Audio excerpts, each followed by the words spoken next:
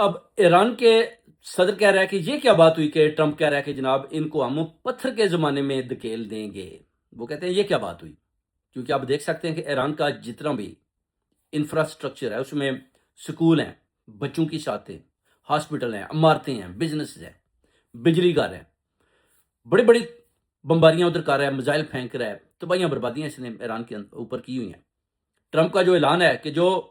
آخری دم تک ہم زور لگائیں گے، اور وہ کہتا ہے کہ ہم آبنائے ہرمس کو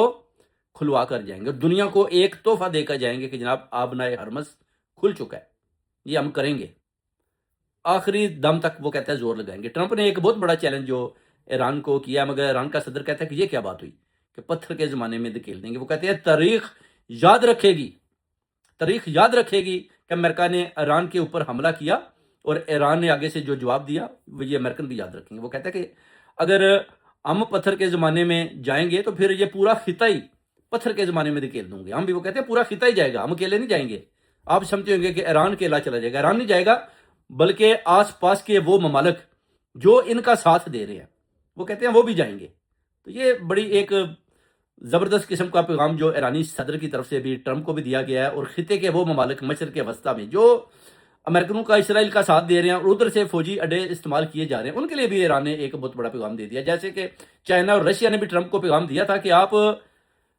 ایٹمی بم کی بات نہ کریں کہ آپ ان کے اوپر نیوکلیئر پھینکیں گے. وہ کہتے ہیں اگر انہوں نے پھینک دیا تو پھر آپ یہ بھی دیکھ لیں کہ اس خطے میں کتنے ممالک جو ہے وہ تباہ و برباد ہو جائیں گے. یہ چیز بھی یاد رکھیں، آپ یہ نہ سمجھیں کہ ان کے پاس کچھ نہیں ہے.